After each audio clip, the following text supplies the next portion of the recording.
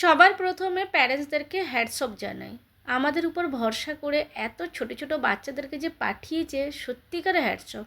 কারণ আমরা as a parents কিন্তু এত ছোট বাচ্চাকে ছাড়তে অনেকবার ভাবতাম, বা পাঠানোর পরেও কিন্তু অনেকবার ফোন করতে থাকতাম আমার বাচ্চাটা কি করছে। অ্যাজ এ প্যারেন্টস যদি আমি ভাবি, তাহলে আমার মাথায় কিন্তু এইভাবে চিন্তাভাবনা থাকতো। কিন্তু কোনো প্যারেন্টসই আমাদেরকে ফোন করে জিজ্ঞাসা করেনি আমাদের বাচ্চা কেমন আছে। এতটাই ওরা আমাদের উপর ভরসা করে। আজকে আমরা নিয়ে গেছিলাম বাচ্চাদেরকে পিকনিকে। পাশেই উমিয়াধাম মন্দির আছে, স্কুল আছে, কলেজ আছে নিজস্ব। তো ওখানেই নিয়ে গেছিলাম নাখরালি ধানি থেকে জাস্ট ওর পাশেই আছে উমিয়াধাম মন্দির। তো মন্দিরে অবশ্য আমি এর আগেও একবার গেছিলাম। মন্দিরের পুরো ব্লগ দেওয়া আছে, যদিও বা বেশ অনেক দিন আগেই দিয়েছিলাম। যাই হোক, এই হচ্ছে মন্দিরের গেট।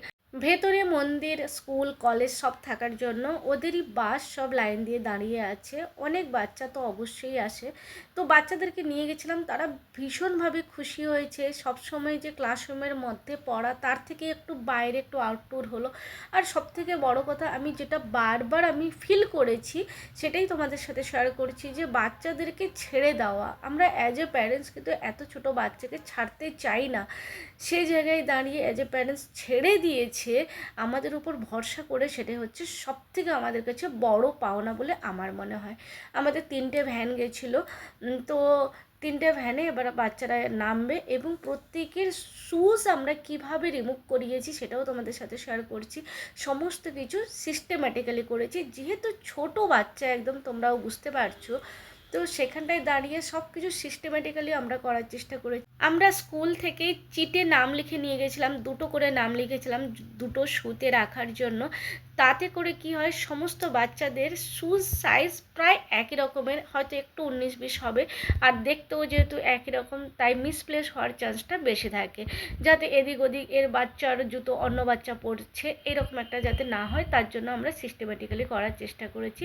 এখানে মায়ের মন্দিরের মধ্যে অনেকক্ষণ বসে বাচ্চাদেরকে ধ্যান করানো, যোগা করানো, এবং তার সাথে মেডিটেশন, তার সাথে কেন আমরা মন্দিরে এসছি, সমস্ত কিছু আমরা এক্সপ্লেন করার চেষ্টা করেছি। ছোট বাচ্চা, ওরা তো খুব একটা বেশি বুঝবে না, তাও যতটা সম্ভব আমাদের যেভাবে বোঝালে বাচ্চারা বুঝবে সেটা আমরা করার চেষ্টা করেছি।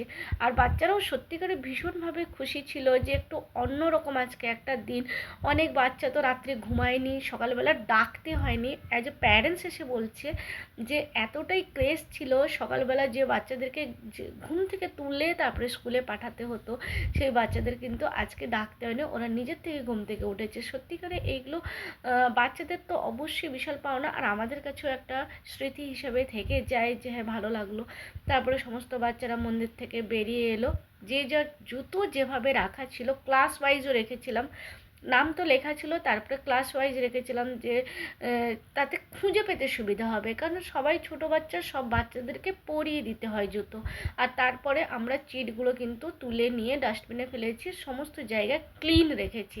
যেখানে যেখানে জায়গা আমরা ইউজ করেছি সব জায়গায় ক্লিন রাখার চেষ্টা করেছি। এরপর এখানেই আমরা নিয়ে যাই, অবশ্যই লাইন মেনটেন করাটা দরকার থাকে।